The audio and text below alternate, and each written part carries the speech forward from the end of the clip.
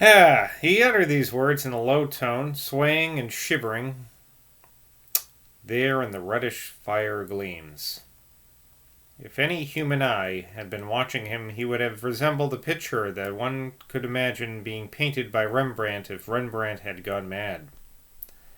The fire gleams flickered upon the tight woolen vest that covered the exposed half of his protuberant belly. They flicked upon his great white face. They flicked upon the headless falcon embroidered on the torn rug about his legs.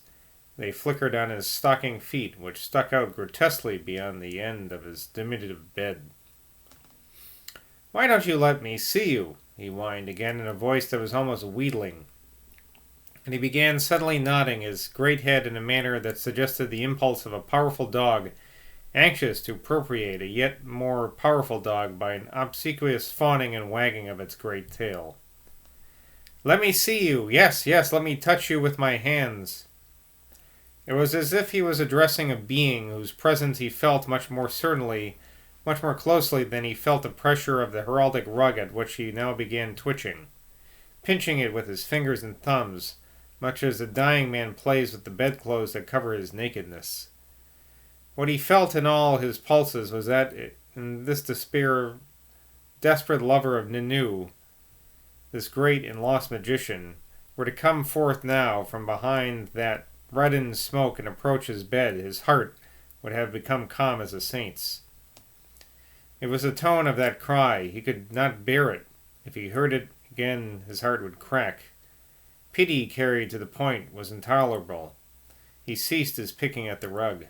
He bent his great head as a wrestler or a boxer might have done, and he took hold of his heavy phlegmatic soul and his iron pincers of his massive will, and he pressed it down like a bar of molten metal into those lower levels of his thick nature where he held fast hold of his Christ. And then Mr. Garrett gathered himself together. There were physical movements in his body of which he had quite unconsciousness of. His thick shoulders under his woolen vest heaved and shuddered. His exposed belly went in and out, sinking and expanding, while the stature of his torso from hip to crown palpably distended. 3 times he struggled to utter words, but in vain. He attempted in the 4th time, but in vain. Then the 5th time of his Atlantean heaving, words came. Words mingled with blood spume came. Forcing themselves out of his mouth they came, with a wrench as if they brought his entrails with them. "Christ have mercy upon you," gasped Mr. Garrett. The words were no sooner out of his mouth than a relaxed shivering fit seized upon him, and his head fell forward. His whole body drooped forward, bending at the waist, the arms limp. Had there been anyone to see his face at the moment, it would have appeared like the face of a corpse before its fallen chin had been caught up and bandaged. Perfectly still he remained, his eyelids drooping, his whole frame limp. He was like a person who had been shaken by the convulsions of some terrible fit, till, in the ensuing stillness, his spirit seemed to have gone out of him. He remained, for what seemed to him his own dazed consciousness, like several hours, in this position. Then, very slowly, the life energy returned to him. All his dread was over now, and a great peacefulness descended upon him. Leisurely and comfortably, and with an exquisite feeling of sensual contentment, he had stretched himself out once more in his little bed and pulled the purple coverlet over his shoulders. He began to feel very sleepy, and with this sleepiness there fell upon him a delicious sense of inscrutable, unutterable achievement. But the mayor of Glastonbury was not allowed just yet, to enjoy his hard-earned repose. There came a very definite sound to his ears at the end of the room, at that place in the wall of King Mark's chamber where was the door leading out upon the Bridge of Sighs. It was the sound of that little door opening inward upon its rusty hinges. With a drowsy and a rather irritable movement, he heaved himself up again in his bed. And the door was closed carefully and gently, there before him, and a slender black figure, holding a flat candlestick in its hand, advanced with bare feet across the floor towards his bed. Rachel Zoyland did not utter a word till she reached his bedside. Then, in a voice that trembled on the edge of a child's passionate crying fit, she said brokenly, I heard. I was listening. I couldn't sleep. I heard. The long black cloak she was wearing fell open, displaying her white nightgown. He stretched out his arm. Not for the first time in his life, Bloody Johnny became uncomfortably aware of the grotesqueness of his physical appearance. He took hold of her hand and tried to make her sit down on the foot of his bed, but she remained standing there in her naked feet, her long straight nightgown showing white as her cloak swung open. Her brown hair fell in tumbled curls over one of her small bare shoulders. Her childish mouth, twitching in the light of the candle which she clutched, could not utter a word. The candle was so shaken by the way she was trembling that its grease began to drip upon the blazoned coverlet. I heard you call, and I had to come, she whispered. Bloody Johnny, blinking with his sleepy eyelids because of the flame of the candle, made a humorous grimace and pointed to the floor of his feet. The Bellamys are just below, he whispered hoarsely. For God's sake, you don't get me into trouble with the household. If you heard me shout, I'm afraid they must, and they may be rushing in now any second. He uttered these words in so whimsical a manner, and smiled at her so naturally and so quietly, that the girl swallowed her approaching sobs in a gallant gulp. Put down the candle, Lady Rachel, he said gravely, sinking back on his pillow. You're spilling the grease on your father's rug. She obeyed him with docility now, and sat down on the flimsy couch, which promptly gave vent to an ominous creak. But he stretched out his arm, in a tight woolen sleeve, and took her hand.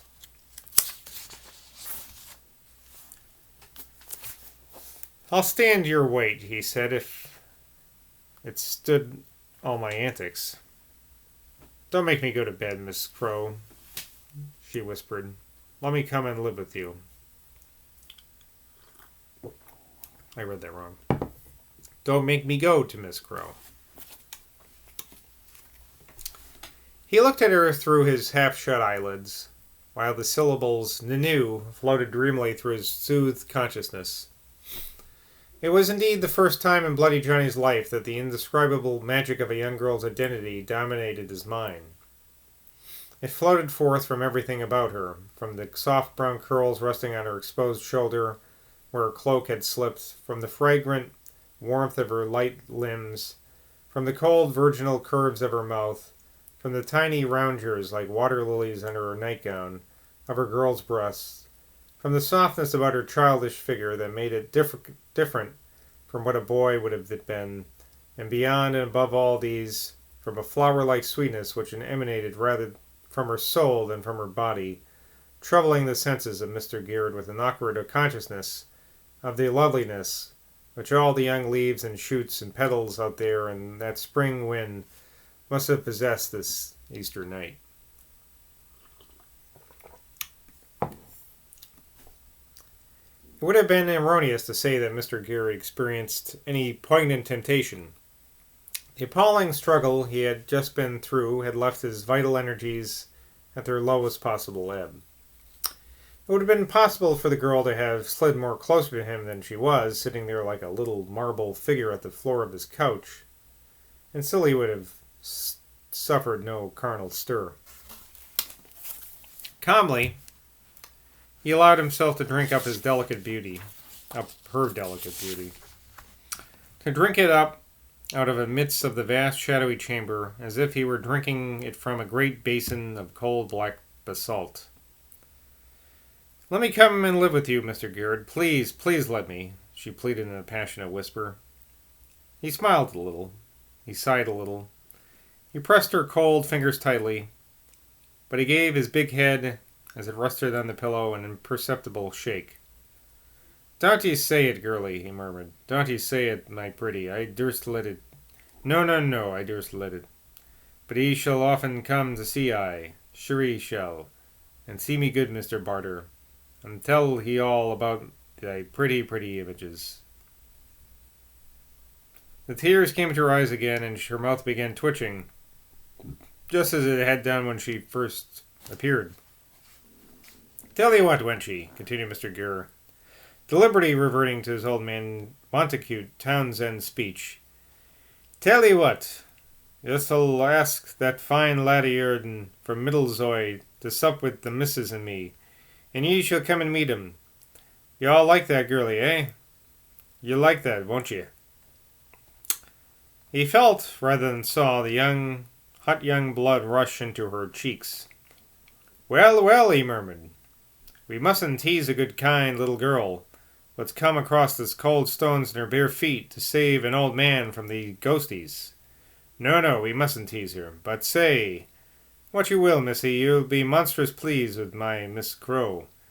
And remember this, Rachel, if it hadn't been for there was a person like Miss Crow in our town, I could never have pressed your father to let you come to us. If I wish she was at the devil, cried the angry child with a flash of fierce Viragian fury. Come, he retorted. For all you know, she may be at the devil. And it'll be the devil's own kettle of fish when Rachel Zoyland comes to Glastonbury. But the girl suddenly stiffened all over. It was now nearly 2 o'clock, when the resistant power, not only of young descendants of Charlemagne, but of birds and fishes and plants and beasts, is at its faintest. The hour when the very seaweeds and the deep salt tides shrink inward upon themselves. When the sap is weak in the forest mosses. When the pine needles and the frozen hills carry their burden of snow most feebly. When the fern fronds on 1,000 wide-stretched moors are numb and cold and indrawn. The girl's nerves were thoroughly jangled. She had been suppressing a fit of bitter crying all that night. This final resistance to her will, this denial of her intense wish, coming at the moment when she had been so brave, coming from the person she had rushed to rescue from God knows what, was for her the breaking point. Ned Atling, for the moment, passed altogether out of her mind foreground.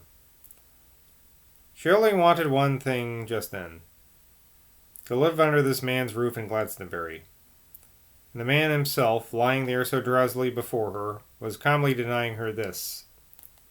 This, then, was what a girl got for getting up of her warm bed, for crossing the windy flagstones of the Bridge of Sighs, for daring to face the ghost of the enchanter. This is what she got. An easy, unctuous, humorous, grown-up denial of her natural reward. The indignant Zoyland blood froze in her veins. She slid down from the couch and lay stretched out face forward on the floor. Oh, she uttered this, as if it were a thin little jet of saliva spat out from under the darting tongue of a small, deadly snake. Mr. Gerd stretched out his head from the side of his bed, like a monster lizard from a primeval mud ledge, and squinted askance at the motionless heap of white and black lying on the floor. Then he leaned over and pulled the candle away from beside the edge of her nightgown. Oh. Her prostrate body separated that candle flame now from the crevice between the oaken boards through which he had seen the light of the room below and heard those peculiar sounds. In the deep shadow between the girl's back and the edge of the couch, where the folds of the coverlet rested on the floor, he saw this thin aperture, and he saw that there was a light in the room below. Mr. Gere did not delay. The last thing he desired at that crucial moment was an inrush into King Mark's chamber of Mr. and Mrs. Bellamy. He determined to prevent such a contingency by a decisive move. He got quickly out of bed. The heap of black and white fabrics upon the floor neither stirred nor uttered a moan. He went hurriedly across the floor to the chair where he had flung his clothes. He pulled out his trousers, buttoning them tightly around his waist, but without bothering about the braces. He put his coat on over his woolen vest. Then he returned to his bed and, snatching up the velvet coverlet, stooped down and wrapped it about the figure on the floor. Rachel's thin arms resisted him. "I hate you." Mr. Garrett prayed in his deep heart. "Christ, don't let her scream. Christ, don't let her scream." He rolled her up in the great heraldic coverlet. The wings of the headless falcon were round her waist. Thus bundled up, he lifted her in her arms like an infant. A fold in the rug hung over her face. Kneeling down on the one knee and supporting her upon the other. "So you have to go, what you wanted," something cynically whispered in his ears. He picked up her silver candlestick and then, rising to his feet, carried both candle and girl resolutely to the door. Out upon the bridge of sighs he carried them, that flaring candle flame and that pride-broken maid, and he felt upon his forehead the air that came before the air of dawn, and his chilliest of all earthly airs. He felt it under his sleeves and between his coat and his vest. He felt it in the marrow of his bones.